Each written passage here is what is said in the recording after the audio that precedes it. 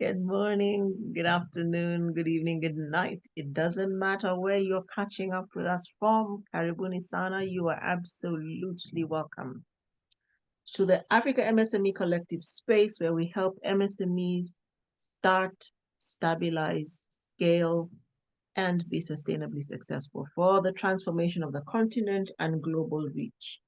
So welcome to the Growth Edge, which is a show where we give you practical business advice about how to build your business sustainably. Too often we start businesses out of passion, out of subsistence. And if we do not structure it right, then they will not be built for posterity. And what we are looking to do is build businesses that will be intergenerational. My name is Kyesubire Talitwala Greg and Karibu Sana, coming live to you from Nairobi, Kenya, but also broadcasting across the continent. Our role as AMC is to make it easier for you to think through your business. Today, as always, I have my business partner, Joe Mukoko, on the hot seat. He likes to call it the hot seat, so I've made it hot for him also. Karibu Joe, Karibu Sana. Thank you very much. Thank you for the warm welcome. I'm happy to be in this space. What are you doing this morning for MSMEs?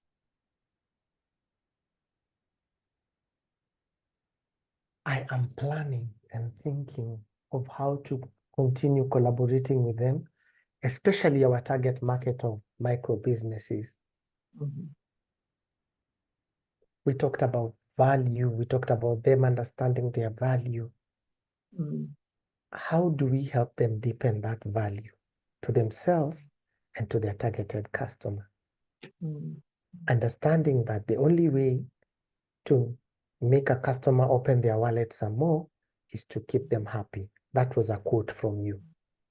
Yeah. And it will stay with me then as I serve these MSMEs. How do we make 1 + 1 be 2? That even as we are talking about the principles of business, Mm-hmm. it's in a way that they can relate and can understand. That they can understand Potter's 5 forces, because it's there. How does the overall economy affect where they are? And what are the local challenges in their areas? Yes, so those are the things going through my mind as we speak. Fantastic. We need to do an episode on Potter's 5 forces, but that's not the conversation for today. Yes, if you start Potter's 5 forces now, I'll need a whole flask of tea, a red flask of tea. But we shall discuss it. So for I think it should be the best place for us. No, a red flask. I'm telling the non-Kenyans, a red flask of tea is a signature of the tribe where Joe comes from. They drink so much tea and they drink tea through the day. And I remember, interestingly, when we were growing up, most of your people had red flasks. Those big Yes, towers. big red flasks. In fact, Is that when I see it, I associate it with tea. I don't know why it was red. Maybe it was so that it doesn't get lost in the kitchen or something, or in the middle of things.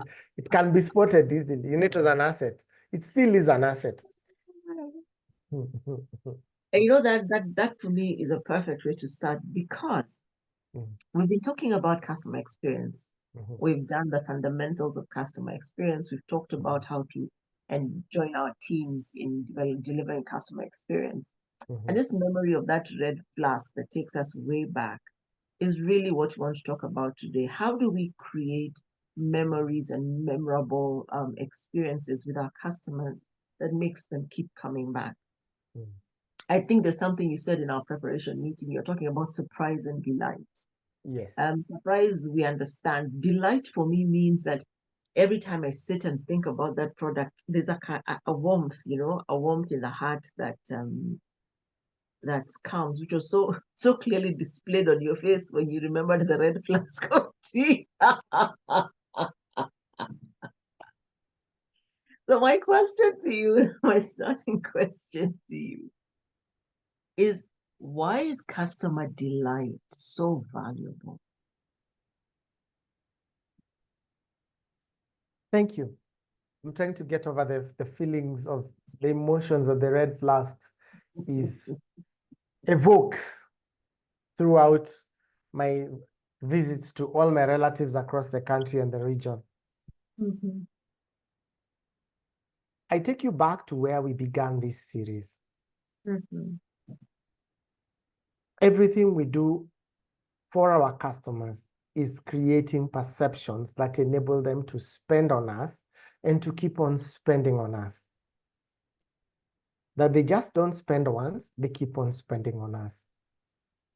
We buy based on two things, emotions and logic. And after we bought using logic the first time, all our subsequent purchases will be based on emotions. Mm-hmm. How do we create? So what you're saying is my first purchase is logical? In most, your purchases are basically in two angles. Either the first time it's emotional, like those times when you're working and then you come for a meeting and I see you with something and I'm like, now, when did you go shopping? And you tell me, I just saw it and I picked it. That's emotion. Okay, I get you now. When you walk in with two bags and I'm like, why are you carrying two bags? And you're like, this is what I left with home. This is what I saw and it looked nice. Get the point? Looked. Yeah. Those are emotions. Mm. And logic Got would be, Mm. my bag was, what do you call it? The strap. The strap of my bag cut. So I needed to get another bag because I am not going home. I had to purchase another bag. That's logic. Mm. Okay. But then you will realize after you have purchased something the first time because of logic. For example, if you're going for a wedding, you will look for a certain fabric and buy. The first time you buy its logic is because of a function. But based on the experiences that that person, the tailor, designer, whoever you want to call the person will give you, you might find yourself going back to buy a second time. Are you buying because you're going for a wedding? No. You're going because you want to feel good.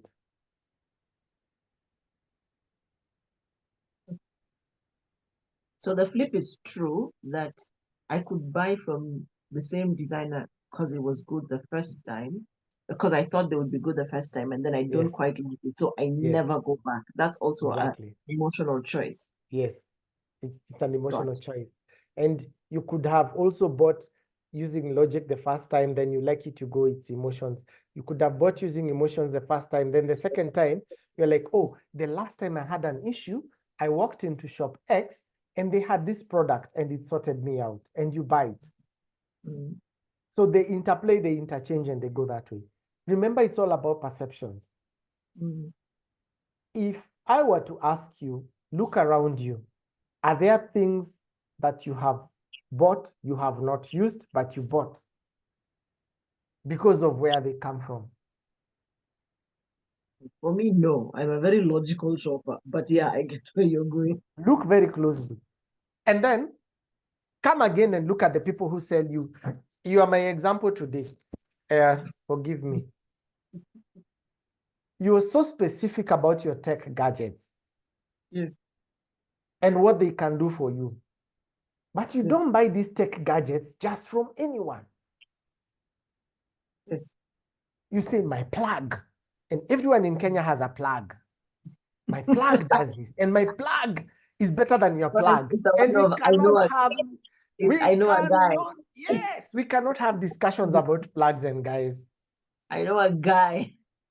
So just to make you laugh, on Saturday I was in a meeting and we needed some, some little gadgets, eh?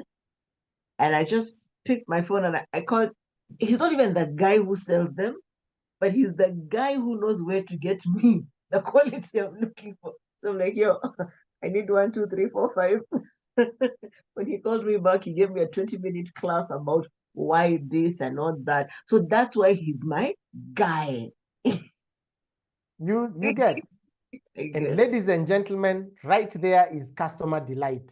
I think they've all seen your animated face, your lit up face, your excited face as you talked about it. So it's important because when we are able to delight our clients, the perception that we have created stays with them. Yes.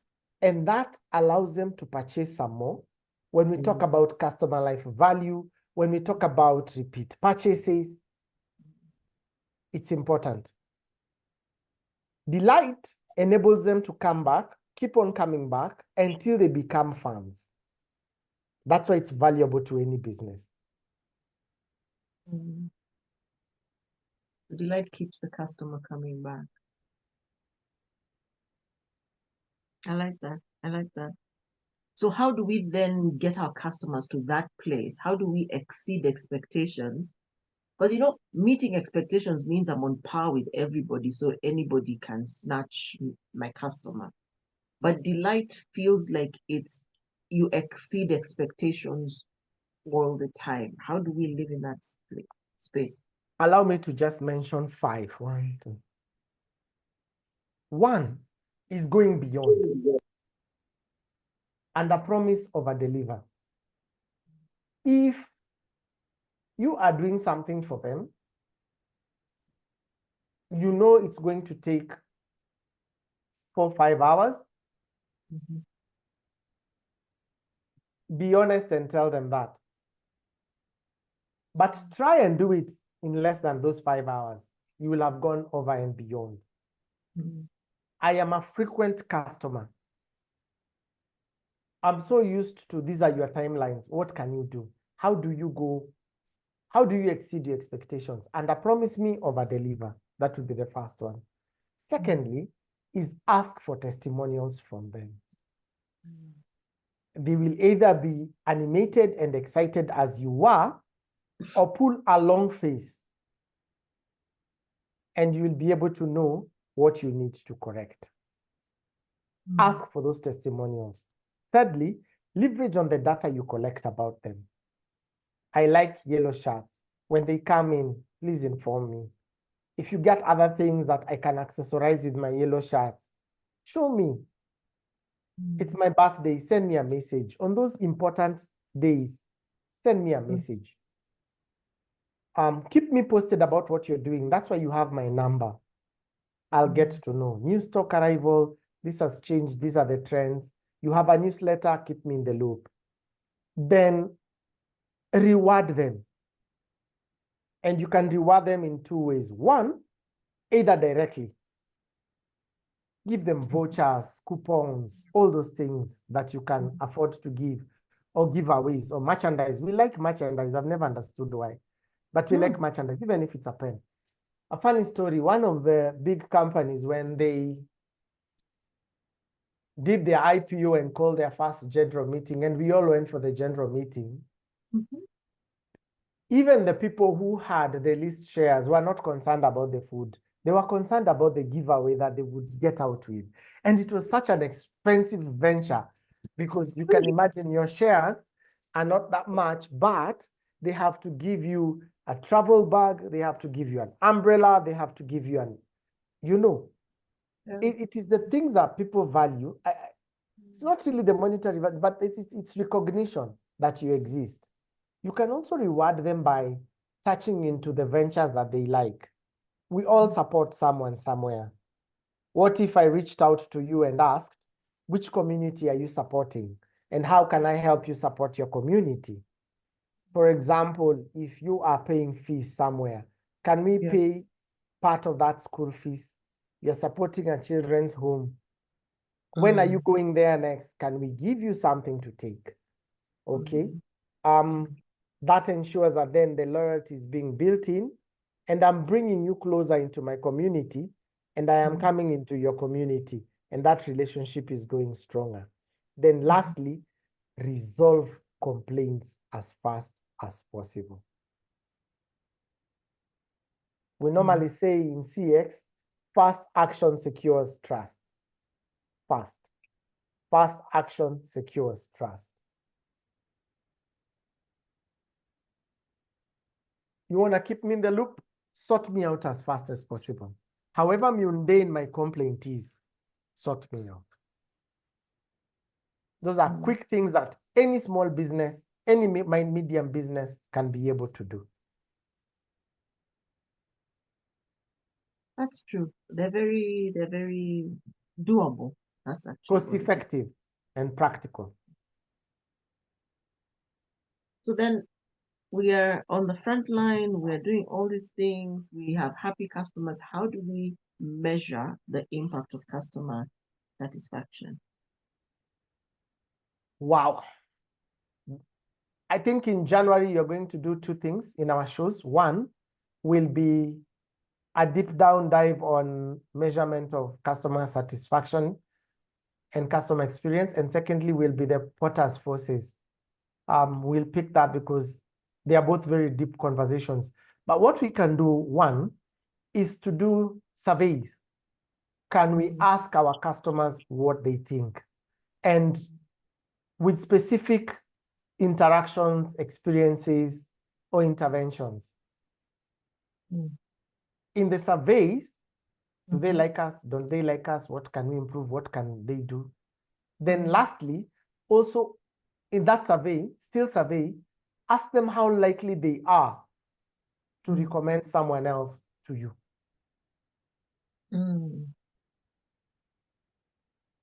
Then do scales. How easy is it to do business with you? From a scale of 1 to 5, we are able to know. Then, still measuring, can we track the frequency of purchases? How often are they buying from us? What is their ticket size also? Their basket size, is it going up? Is it going down? Then let's also collect data on how many customers have we churned out. For example, I had 100 customers in my database. How many of them are doing business with me? And by the end of the year, how many of them have stopped? And then on our engagement, the things that we can monetize, but we laugh about is, I got 10,000 likes and no one bought from me. But how are we looking at this engagement and the conversion rate from the engagement? From the 10,000 likes, how many people ended up converting into paying customers? And what was also their basket size? Okay. How many customer complaints did we receive and how many did we resolve? And what was our average resolution time? Then the last one and big one.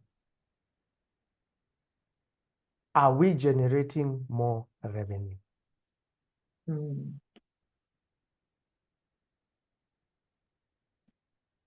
So yes, we have frequent purchases.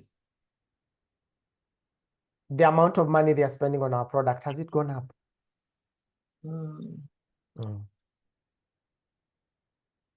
And the revenue growth, can we look at what we could possibly be upselling, cross-selling? We look at those, the matrices we also look at, right?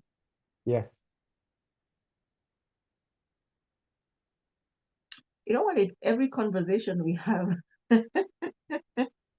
there's so much thinking to do as a business owner. That's why there's something you said in the previous show when you're talking about, do we have a CRM, a customer relationship management system? Because then that helps us keep our data front and center. But a small organization may tell you, this is a lot of work. How do I do it? And what I'm hearing you say is we must leverage technology. We have to leverage technology. And there are easy ways to do this. We can use Google Forms, which are free. And if you don't know how to use Google Forms, get a professional who can help you use Google Forms. You will collect the information that you need. You can use USSD. It's a bit costly, but you can also have, like the way when you go to a restaurant, they say on a scale of 1 to 5, do. And then you say, and then after you've answered that, the next question comes, you answer, then the next question comes. So there are different forms of technology that you can use to leverage. So it's important for you to just use technology.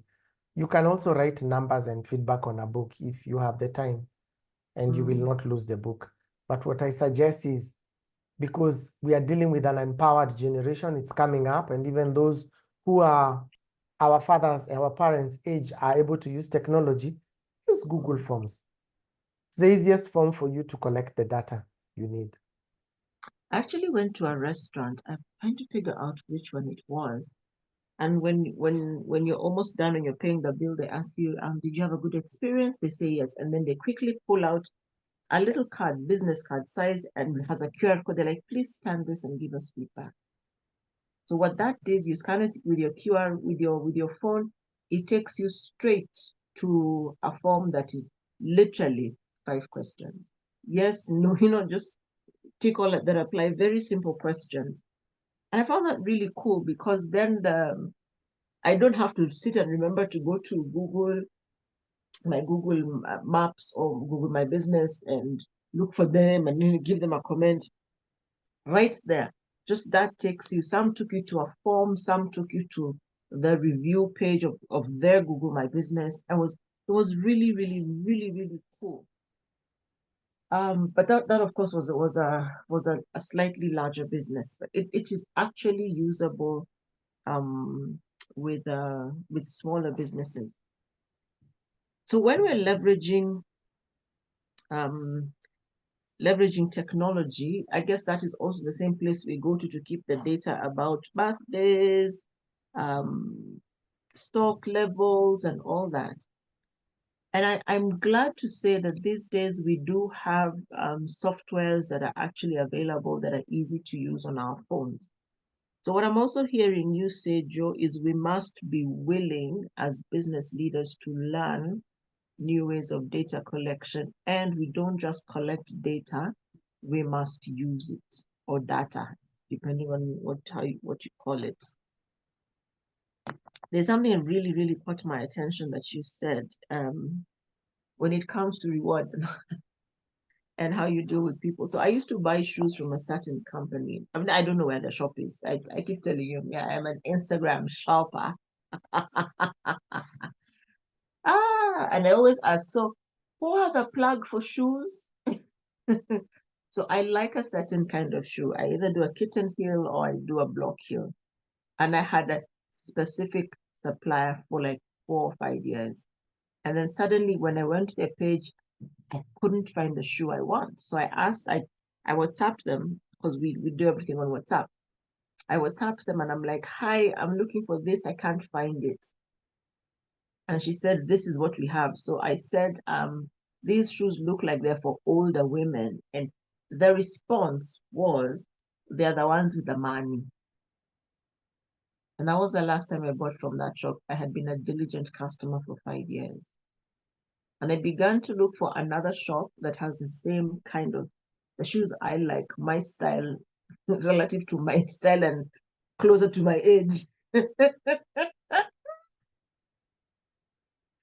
Because the shoes they were selling were now what my mom would wear. And I don't want to have the same shoes as my mom's. I love my mother, don't get me wrong. And so what happened is I began seeing another shop online, same platform. Because when how the algorithm knows what you like. So I went to this other shop. Now, this shop, I went to it physically. My friends, even inside the shop, there were both male and female attendants in the shop. The women were sitting in a corner and they were talking quietly as if they were gossiping. The guys were working the shop floor. There is nobody who left that shop with one pair of shoes. Wow.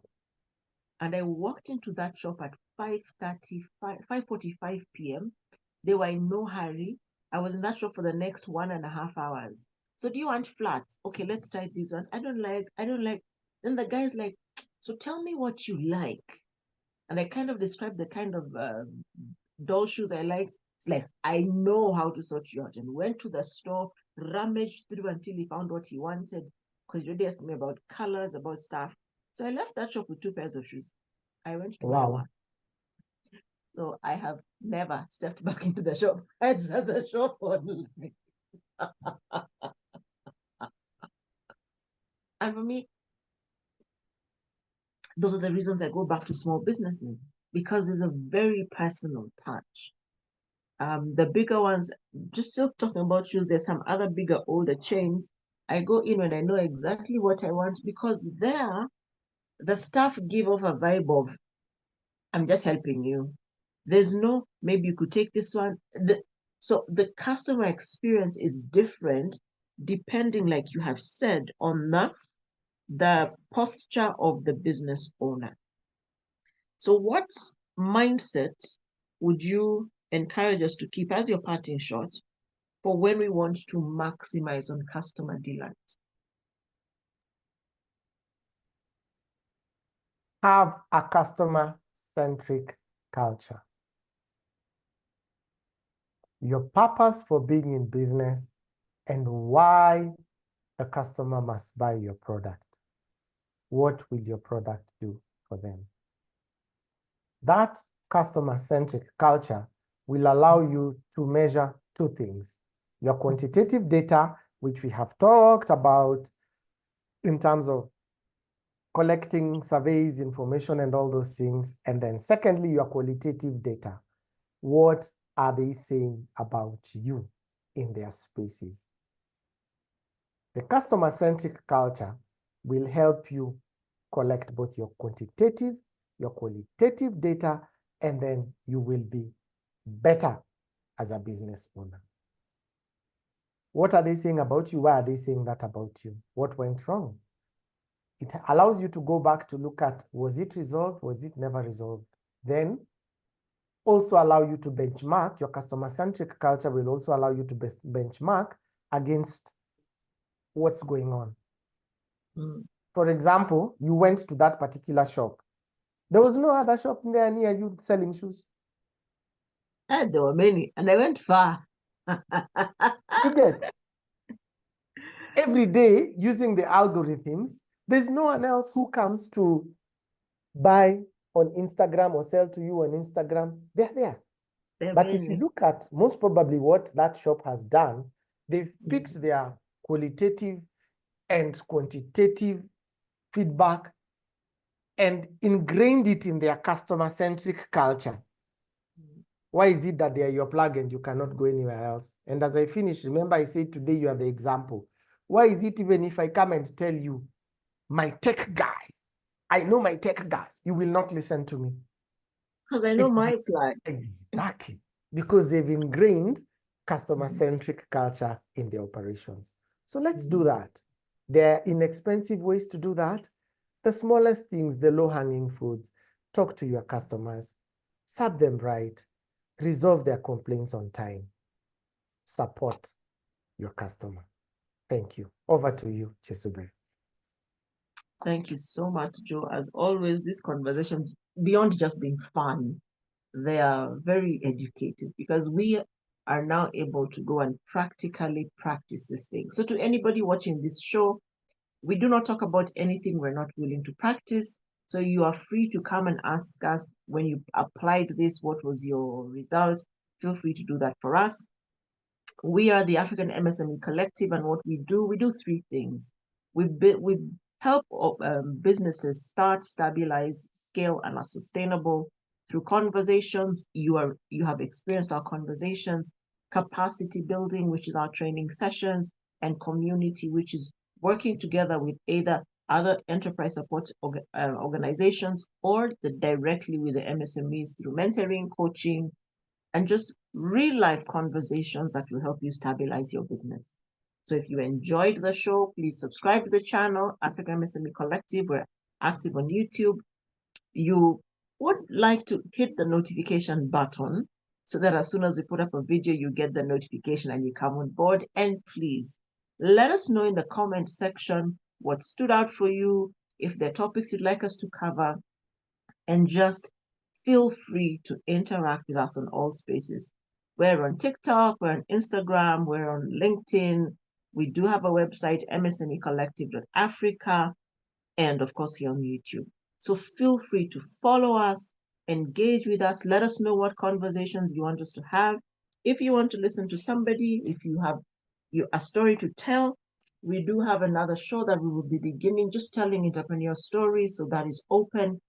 But what we'll ask you to do is take the lessons you have learned on this show and apply them, and then come back and tell us they work, they don't work. We are certain they will work if applied. And dear business owner, the work is yours to do. Understand us right. The work is yours to do. You test it fast and then you delegate to your team so that everyone who comes on your space has a fantastic experience.